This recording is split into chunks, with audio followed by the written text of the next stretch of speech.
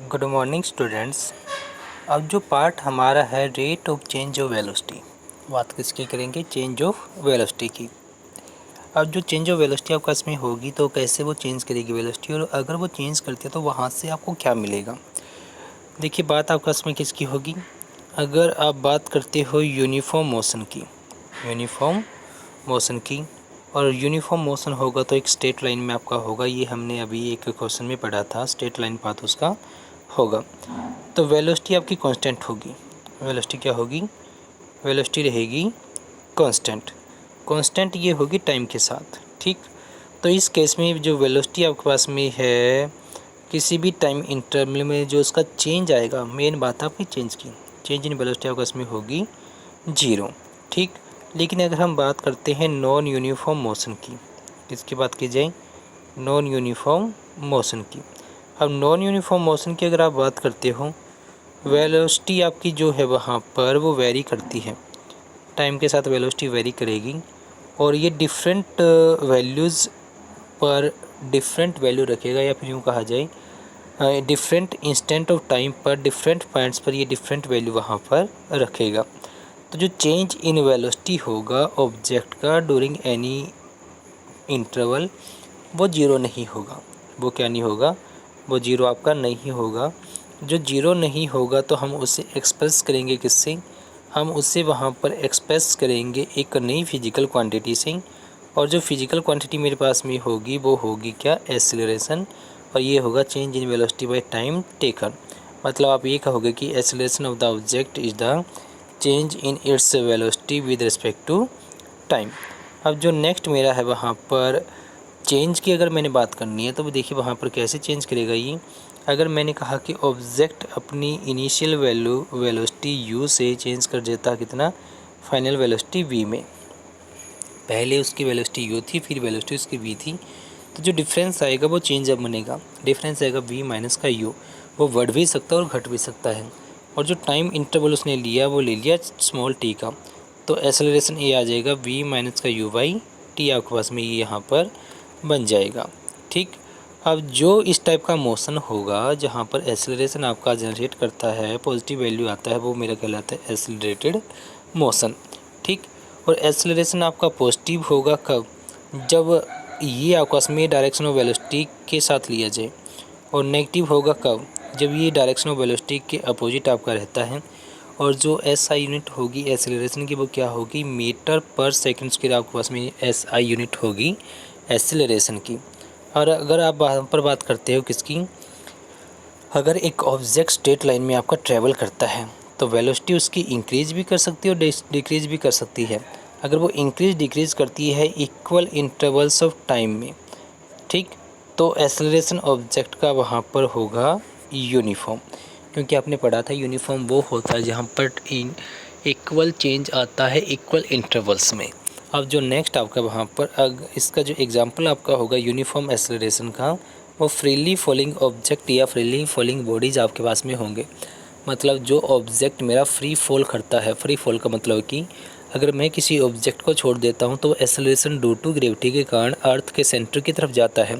जब ये अर्थ के सेंटर की तरफ जाता है तो अगर फ्रीली फॉलिंग बॉडी की बात कहते हो तो वहाँ पर आपका एयर रेजिस्टेंस नहीं होना चाहिए, और एयर रेजिस्टेंस आपका वैक्यूम में नहीं होगा, ठीक। अगर वैक्यूम वहाँ पर आप क्रिएट कर लेते हो ऑब्जेक्ट को फिर गिराते हो तो आपका ये क्या कहलाता है? ये आपका वहाँ पर कहलाएगा फ्रीली फॉलिंग ऑब्जेक्ट्स आपके ये कहलाते हैं। अब देखिए जो इससे नेक्स्ट आपका पार्ट है, वहाँ पर जो नेक्स्ट पार्ट आपने करना है, बात करेंगे हम नॉन यूनिफॉर्म मोशन की। अब नॉन यूनिफॉर्म मोशन में आपस में क्या होगा? इक्वल इंटरवल्स में अनइक्वल चेंज आएंगे, या तो वो टाइम के इंटरवल अनइक्वल हों, या वो आपस में चेंज इन वेलोसिटी के इंटरवल्स अनइक्वल हों, तो वो कहलाएगा आपका नॉन यूनिफॉर्म रेट जो आपके पास में होगा। तो आपके पास में नॉन यूनिफॉर्म एक्सेलरेशन ये कहलाता है, ठीक। और ये आपके पास में कौन सा एग्जांपल ले लिया जाए? एग्जांपल आप ले लीजिएगा किसी कार का जो ट्रैवल करती है अलोंग अ स्ट्रेट लाइन या स्ट्रेट रोड, वो इंक्रीज़ करती है इसकी वेलोसिटी, या फिर वेलोसिटी को वो क्या करती है? डिक्रीज़ करती है इक्वल अमाउंट्स में इक्वल इंटरवल्स ऑफ टाइम के अंदर, ठीक। तो ये कही जाएगी वहाँ पर कैसी? नॉन यूनिफॉर्म एक्सेलरेशन इसका कहा जाएगा। और जो एक्टिविटी 8.8 आपकी है वो देखिए क्या है। In every day life you come across a range of motions in which acceleration is in the direction of motion, acceleration is in the direction of the motion, acceleration is against the direction of motion, acceleration is uniform, acceleration is non-uniform. Can you identify one example each of the above type of the motion? देखिए जो आपको यहाँ पर 4 situations दिए गए हैं, इन चारों को आपने आइडेंटिफाई करके कॉपी में लिख के फ़ोटो उसकी आपने सेंड करनी है। अब जो नेक्स्ट आपका है एग्जाम्पल 8.4, क्या कहा गया आपको, starting from a stationary position. ध्यान से देखिएगा, starting from a stationary position. Stationary की बात है, स्टेशनरी आपके पास में वो ऑब्जेक्ट होता है जो टाइम के साथ अपनी पोजीशन चेंज नहीं करता, या यूँ कहा जाए जिसकी इनिशियल वेलोसिटी कितनी होगी, 0 मीटर पर सेकंड होगी, क्योंकि वो अपनी पोजीशन चेंज नहीं करेगा। Rahul paddles his bicycle, Rahul paddles his bicycle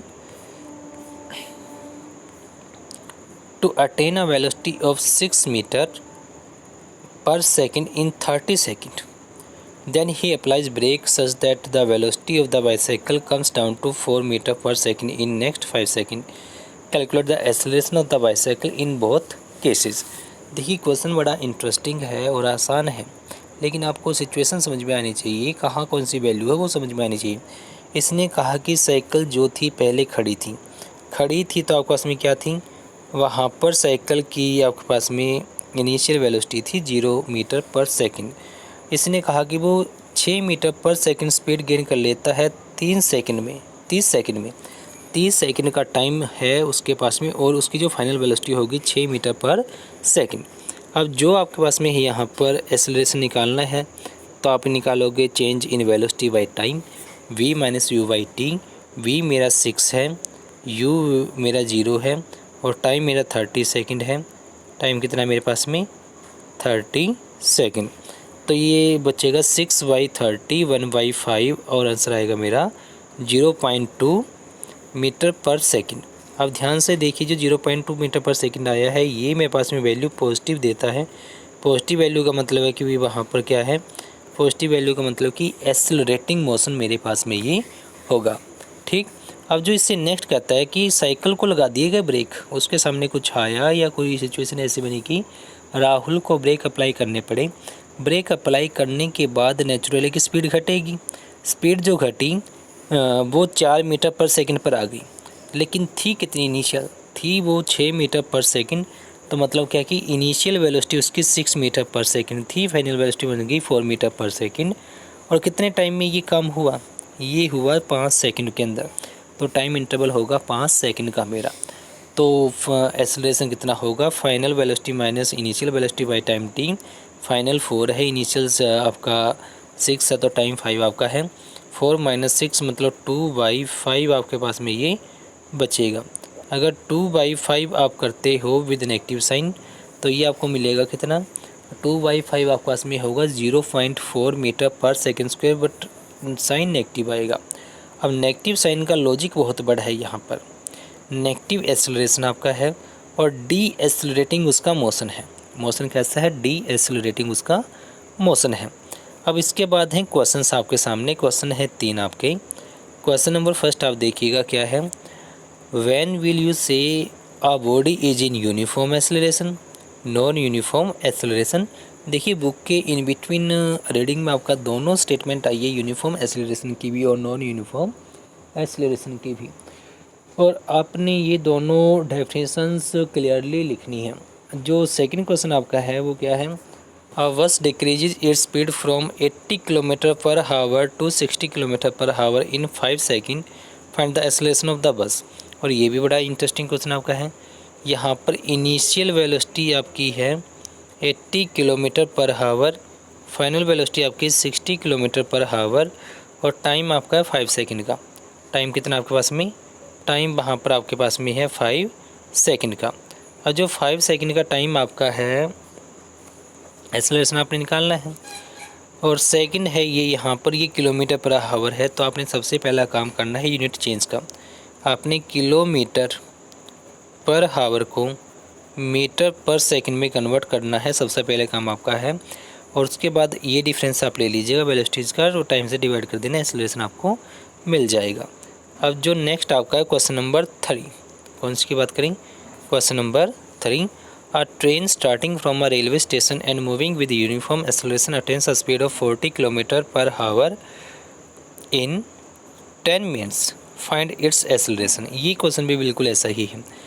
कोई ट्रेन आपकी और रेलवे स्टेशन पर ये क्या है, वहाँ पर खड़ी है, और ये जो स्पीड गेन करेगी 40 km/h 10 मिनट के अंदर ये स्पीड गेन करेगी, तो एक्सेलरेशन आपने बताना है।